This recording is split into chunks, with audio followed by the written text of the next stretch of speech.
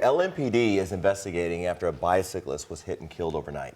This happened shortly after 12:30 this morning near the intersection of Preston Highway and Durrett Lane. According to witness statements, a driver of a black pickup truck hit a woman on a bike and failed to stop and render aid. She died at the scene. Police say a short time later they got a call from a man who said he'd been involved in a crash. Police believe that man is the driver of the truck in question, and charges are pending. And the Shively Police Department is investigating a deadly shooting. It happened just before midnight on Appleton Lane, close to Dixie Highway. Police say they found a man in his early 20s who'd been shot. He was taken to the hospital where he later died, and as of right now, there are no suspects. So if you know anything, call Shively Police at the number on your screen. It's 502-930-2SPD. City leaders and JCPS are working together to find solutions after the district voted to cut transportation for thousands of Louisville students. Mayor Craig Greenberg outlined a possible solution, turning to TARC bus drivers. WHAS11's Taylor Woods and photojournalist Elijah McKenzie show us how the proposal could address two different problems. JCPS parents and community leaders say they want a seat at the table to discuss transportation solutions for next school year. We're very concerned about where he's going to go to school next year based on this transportation travesty that we're facing. It comes after JCPS board members voted last week to cut transportation for most magnet and traditional students. This is a community issue that we should resolve together, collectively. One possible solution proposed by Mayor Craig Greenberg would address two ongoing transportation challenges, TARC and JCPS. TARC is in a financial bind since they're running out of funding from the American Rescue Plan. That means there will soon be less routes and fewer drivers. That we convene a meeting this week immediately to start working through the details of how we can offer impacted TARC drivers the opportunity to be JCPS bus drivers and address their transportation challenges. Mayor Greenberg says now is the time for his administration, Metro Council leaders, JCPS, TARC, and union members to collaborate. Superintendent Dr. Marty Polio says the district is ready to hire TARC drivers. Any discussion in regards to going anywhere has not taken place with the union, TARC, or with the mayor. In Louisville, Taylor Woods, WHAS 11 on your side.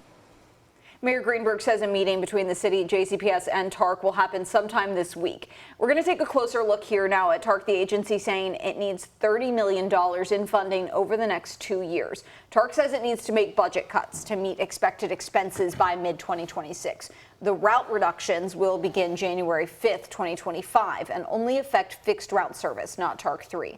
Under the reductions, TARC will also shift to Saturday-level service, meaning fewer scheduled buses every hour. The changes will not affect its four busiest routes, 4th Street, Dixie Rapid, Broadway, and Preston Highway. Metro Council still has to approve TARC's budget. 1 year after a mass shooting left 2 people dead at Chickasaw Park, city and community leaders returned to the park to call for justice and an end to violence in Louisville. 28-year-old Diaji Goodman and 17-year-old David Huff Jr. were killed in the shooting. 4 others were injured. Yesterday, Huff's father remembered his only child. I think that's the most devastating thing that I go through, is that all I wanted to see him is be a man. He was 17, he would have been 18 in like 5 months.